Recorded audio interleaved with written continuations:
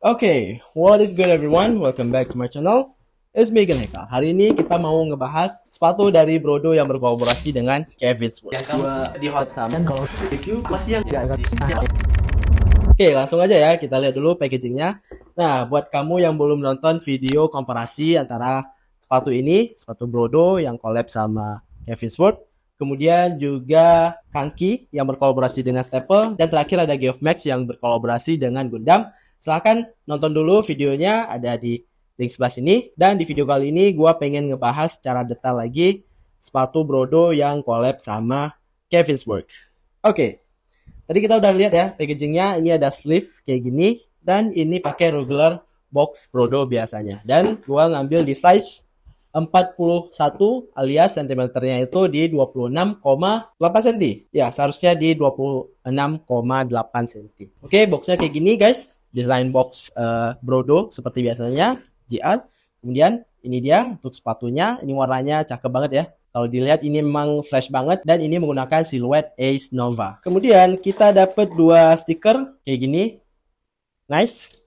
Dan kita dapat thank you card. Langsung aja kita bahas sepatunya. Mulai dari mana dulu ya? Kayaknya kita bahas dari perilisan atau marketingnya terlebih dahulu ya. Jadi sepatu Brodo yang berkolaborasi sama Kevin Sport ini dirilis di tanggal 22 Februari. Itu eksklusif launch ya, yang dimana itu tuh diadain di Brodo Grand Indonesia.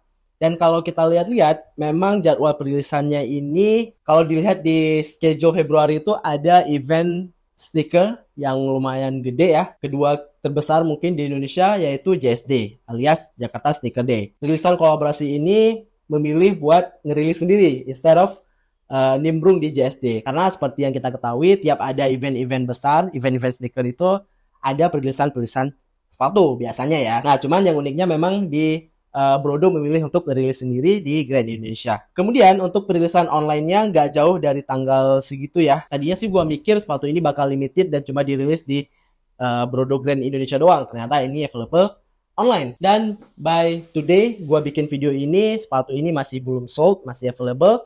Kalian bisa cek aja di marketplace-nya Brodo. Untuk harganya sendiri, sepatu ini dirilis dengan harga ya 550. Satu hal yang paling gua sayangkan banget dari sepatu ini adalah marketingnya, alias material marketing. Ya, memang bagi sebagian orang tuh mereka nggak suka ya dengan yang namanya gimmick atau marketing sebuah sepatu atau brand gitu.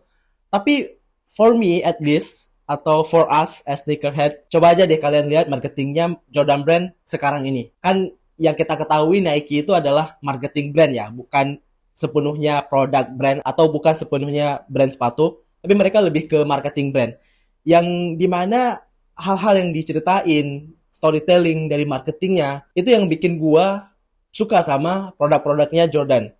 Nah, di sepatu ini, memang penulisan caption atau secara tema yang diambil itu udah bagus gitu.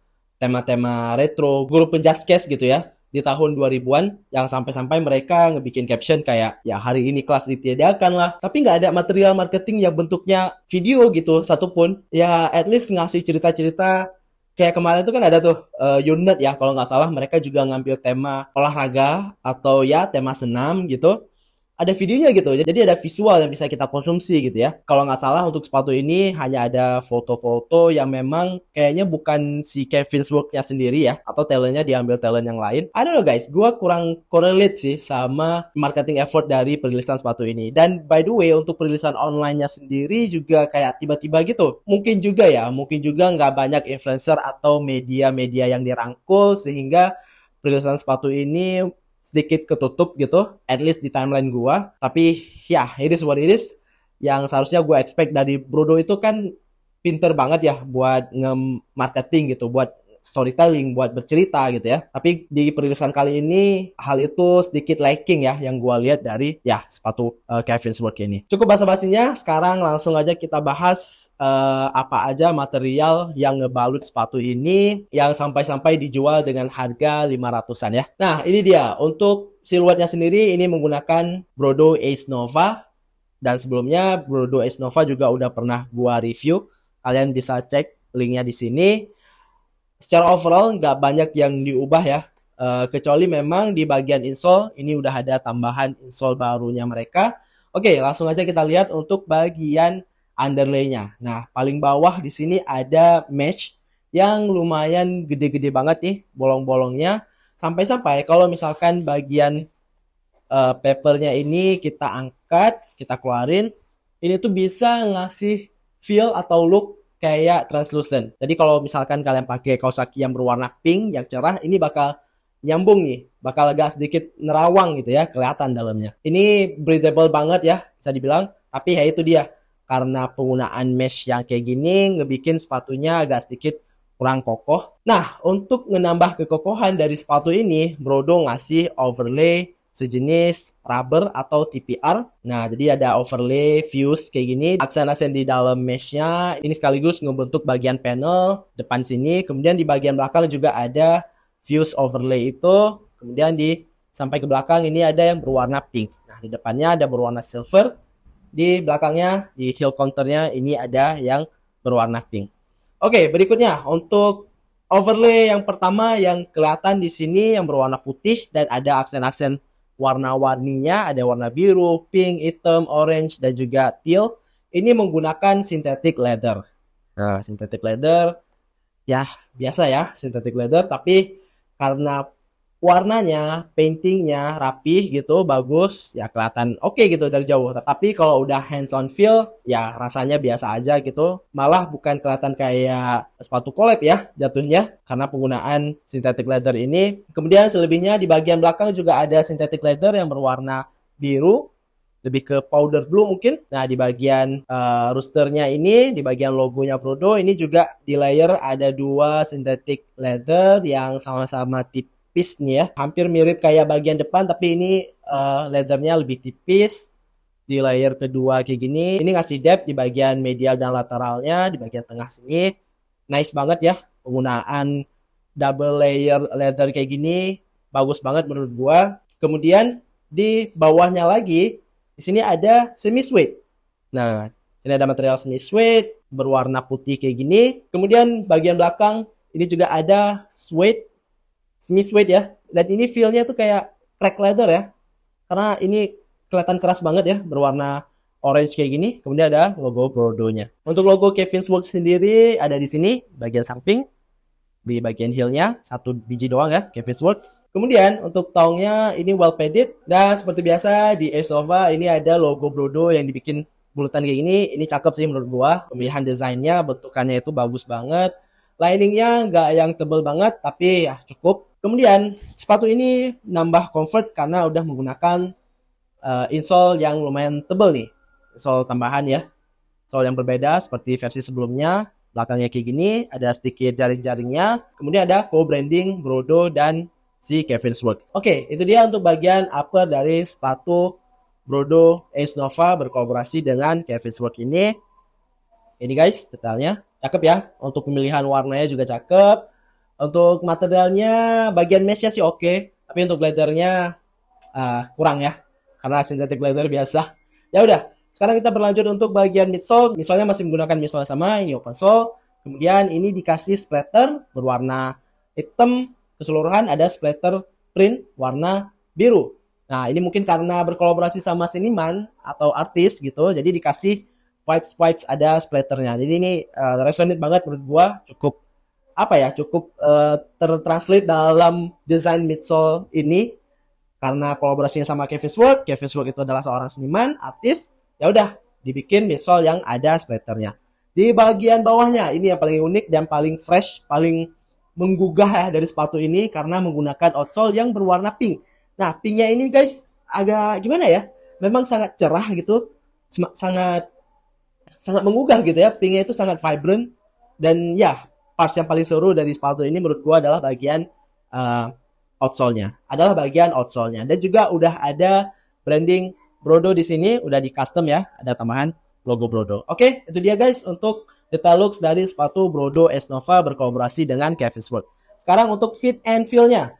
Nah, di versi sebelumnya, di review Ace Nova sebelumnya, gua ngambil true to size di 42.